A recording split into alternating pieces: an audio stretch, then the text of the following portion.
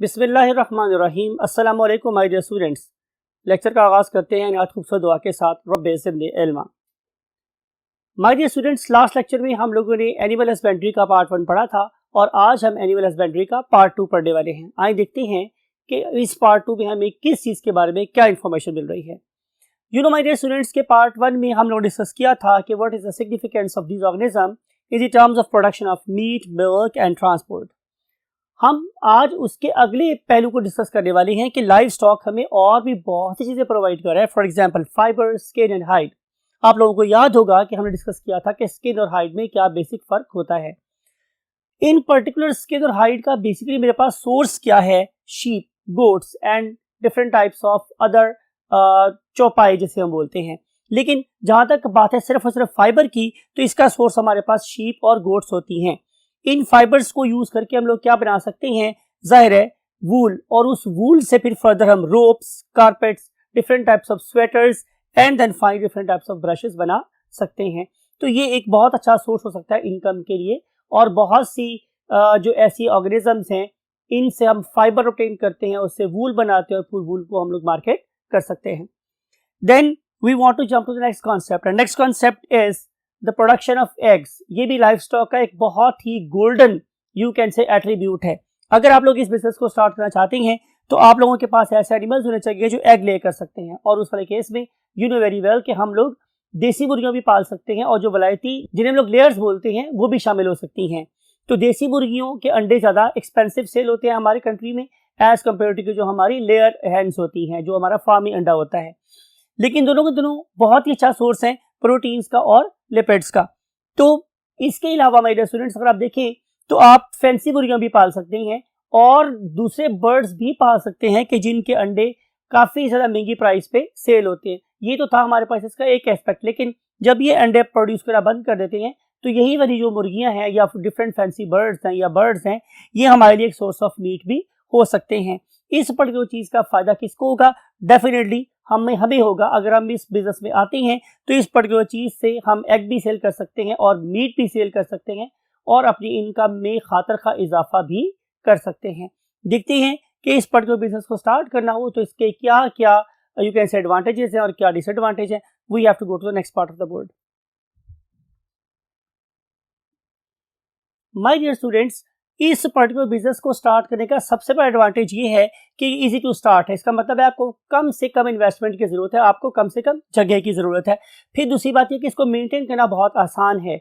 इसके लिए हमें सिर्फ और सिर्फ temperature, internal temperature of specific area maintain करना पड़ता है, सर्दियों के लिहाज से और गर्मियों के लिहाज से। फिर आप देखते हैं कि इसकी जो रिटर्न है वो बहुत जल्दी से आना शुरू हो जाती है। यानी कि अगर आप लोगों ने जनवरी के मौसम में ये प्रोजेक्ट स्टार्ट किया है तो आपको मैक्सिमम जून तक वेट करना पड़ेगा और उसके बाद ये एक नॉन स्टॉप यू कैन से प्रॉफिट अर्निंग बिजनेस स्टार्ट हो सकता है, प्रोवाइडेड कि खुदा ना खास्ता इसके ऊपर कोई बहुत डेंजरस बीमारी जैसे कि रानी खेतक बीमारी होती है वो अटैक नहीं कर देती या इन्हें फॉल कदरा नहीं हो जाता। अदरवाइज एक बहुत ही प्रॉफिटेबल बिजनेस हो सकता है। लो इन्वेस्टमेंट, बहुत कम पैसे से स्टार्ट हो सकती है, लेस स्पेस पे स्टार्ट हो सकती है, लेस और चीप लेबर मिल जाती है और इसकी लेबर को कोई बहुत ज़्यादा टेक्निकल होना भी ज़रूरी नहीं होता।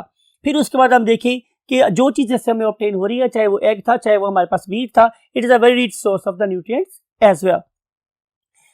ये तो बात हुई हमारे फाउल्स की। अब हम बात करते हैं एनिमल्स की, यानी कि ओवरऑल एनिमल, वो कोई एनिमल भी हो सकता है, वो ये फाउल और इसके एलाइज भी हो सकते हैं या वो मेरे पास चौपाई भी होती है जिसमें बकरा, गाय, भैंस, बकरी वगैरह सब शामिल हो सकते हैं। इनको इम्प्रूव करने के लिए हमारे पास डिफरेंट किस्म के मेथड्स हैं और उसको अप्लाई करने के लिए हम जेनेटिक लॉज को हमेशा फॉलो करते हैं। यानी कि हम पेडिग्री देखते हैं, उनकी ब्रीड देखते हैं, उनकी नस्ल देखते हैं, उनकी मॉर्फोलॉजिकल और फिजिकल कैरेक्टरिस्टिक्स को अंडरस्टैंड करते हैं। अंडरस्टैंड करने के बाद हम यही चाहते हैं कि वन वे और द अदर इनकी मिल्क प्रोड्यूस करने की एबिलिटी, इनकी मीट प्रोड्यूस करने की एबिलिटी या इनके एग ले प्रोड्यूस करने की एबिलिटी बहुत ज़्यादा हो जाए। और इस पर्पज़ के लिए जब हम लोगों ने इस टेक्निक को इस्तेमाल किया तो उसमें सिल्वर रेवोल्यूशन आई और सिल्वर रेवोल्यूशन के रिजल्ट में दुनिया में जो एग की प्रोडक्शन थी वो बहुत ज़्यादा मल्टीफोल्ड इंक्रीज हो गई। अब जो मेथड अब हम पढ़ने वाले हैं उसका ताल्लुक बेसिकली गोट्स एंड बुल्स के साथ है और वो मेथड मेरे पास क्या, आर्टिफिशियल इंसेमिनेशन। इससे मुराद मेरे पास क्या होती है कि हम लोग सेलेक्ट करते हैं प्राइज बुल को जिनके अंदर unique properties obtain you can से ब्लेस्ड होती हैं, यानी कि हम बात करें ऑर्गेनिज्म की जिनके अंदर यूनिक प्रॉपर्टीज होती हैं in the terms of production of milk, in the terms of power, in the terms of beauty, तो उन सारे ऑर्गेनिजम्स को हम लोग सेलेक्ट करते हैं to have the you can say semen. हम सीमेन को सेलेक्ट करते हैं और उस पर्टिकुलर सीमेन को हम लोग स्टोर कर सकते हैं for the longer period of time. ये बहुत बड़ा एडवांटेज है। फिर हम उस एक पर्टिकुलर ऑर्गेनिज्म से ऑब्टेन हुए सीमेन से अबाउट 3000 फीमेल्स को साइमल्टेनियसली क्या कर सकते हैं, फर्टिलाइज कर सकते हैं, और ये एक बहुत बड़ा रेट है। इसकी सबसे बड़ी एडवांटेज ये है कि इसका सक्सेस रेट बहुत ही ज्यादा है। लेकिन इस सारी चीजों का जो फ्रूट है वो हमें तभी मिलेगा कि जब हम इनसे प्रोड्यूस होने वाले ऑफस्प्रिंग्स की भी उतनी ही केयर करें जितनी कि हमने इन प्राइजेबल ऑर्गेनिज्म की थी। फिर देखते हैं हमारे स्टूडेंट्स के क्या इसके अलावा भी हमारे पास कोई मेथड है कि जिससे हम लोग क्विकली अपनी प्रोडक्ट को इंक्रीज कर सकते हैं और क्वालिटी को इंप्रूव कर सकते हैं। For this purpose we have to go to the last part of the board. Yes my dear students, अब हम बात करेंगे कॉन्सेप्ट नंबर 2 की, that is called as embryonic transplantation. इसमें हम करते क्या है कि इसमें हम एक शीप लेते हैं that is basically of some inferior quality or that have got some inferior genes। हम लोग उस पर्टिकुलर शीप की यूट्रस को हार्मोन थेरेपी के जरिए से प्रिपेयर करते हैं to accept a zygote. Same time पे हम लोग क्या करते हैं कि हम एक और शीप लेते हैं और उस पर्टिकुलर शीप को सिलेक्ट करते वक्त हमारे माइंड में एक ही चीज होती है कि इसके पास कुछ सुपीरियर क्वालिटीज होनी चाहिए in terms of production of meat and in terms of production of what, wool. इस पर्टिकुलर शीप को हम फर्टिलाइज करते हैं। जब ये शीप फर्टिलाइज हो जाती है और अब इस पर्टिकुलर ऑर्गेनिज्म के अंदर एक ज़ाइगोट बन जाता है, ट्रांसप्लांट यू कैन से एम्बेड हो जाता है, और पैरेलल पे हम लोगों ने एक शीप की यूट्रस को तैयार किया होता है, तो हम इस सुपीरियर क्वालिटी वाली शीप का ज़ाइगोट वहां से रिमूव करके उसे प्लांट कर देते हैं इंफीरियर क्वालिटी वाली शीप के यूट्रस में।